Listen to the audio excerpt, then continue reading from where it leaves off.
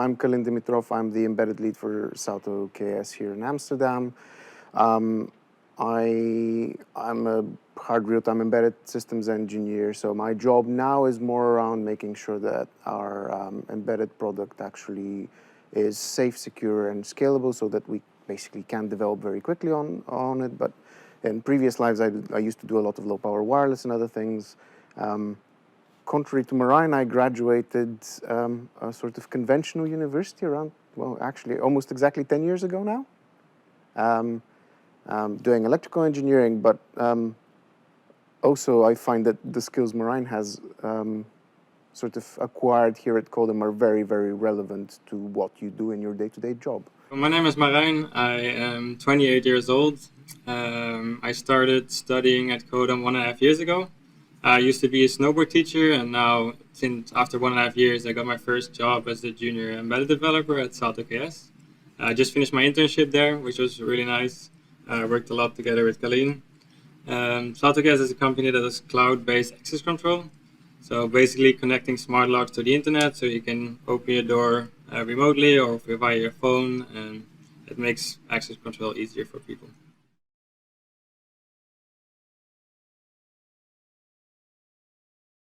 Yeah, well, in general, Salto KS is a very diverse company. We have more than 40 engineers now, and I think they come from more than 20 different nationalities, so lots of different backgrounds and experiences.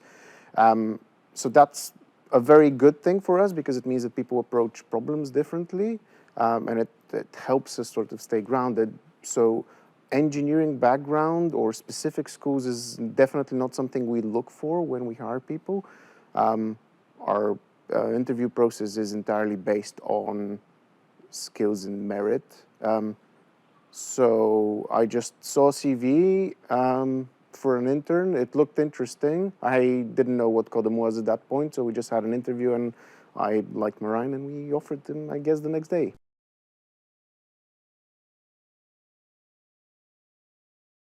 I really liked their company from their innovative way of thinking. So I also was hoping, okay, they might appreciate Codam as well, because it's also very innovative.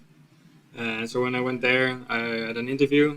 At first, I wasn't sure what the company was all about, but when I got there, I got a really nice interview with Kalin. He was very open and helped me figure out a lot of things, because obviously during an interview you get questions that you don't know, but he was very open towards it and showed me the solution as well.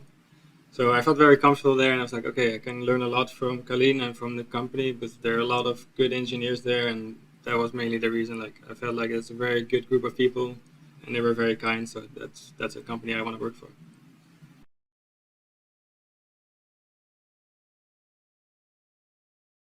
Marijn's approach to solving things, and from my follow-on conversations with him, it's how he gets basically taught here, was very aligned with what you would expect for a sort of person joining a software engineering job in general. I would say it's comparable to someone coming out from a conventional sort of university-based education.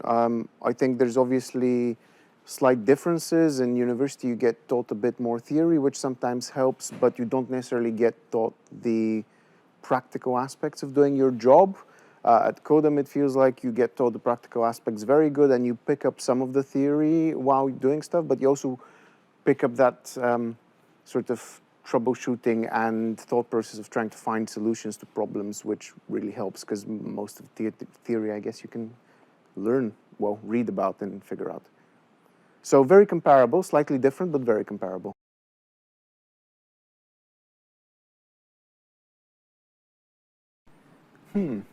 He did a lot of things. He did a lot of things. I think by the end of his first month, we had to sit down to try and evaluate if he was happy and if we were happy. And obviously we were happy, and obviously he was happy. Otherwise he wouldn't still be working for us.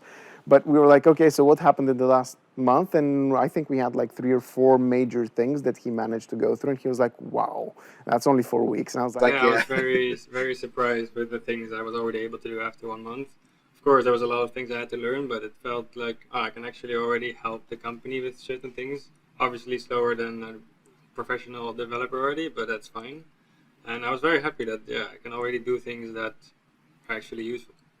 But yeah, I think in general he helped proof of concept certain things that were on our to-do list for a while, which helped us build a better picture of what we need to do in the future. And at least one of his proof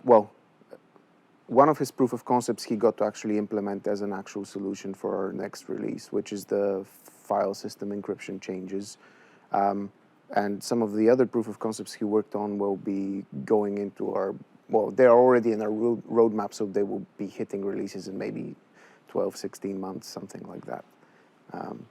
So I think if people want, they can make a really sort of lasting contribution to a company, even as interns.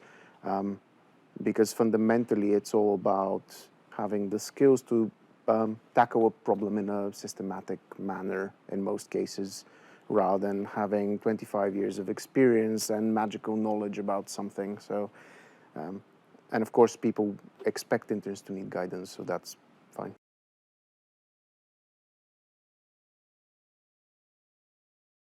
Definitely believe in that you can do it. I definitely went in for the first few weeks that I was like, this is so overwhelming, this is crazy.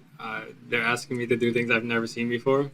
But the thing we learn here at Codam is we learn how to problem solve, and we're very good at it. So just try it, and if you have a good mentor like Kalin, they will always be there to help you and ask questions too. So you'll be fine.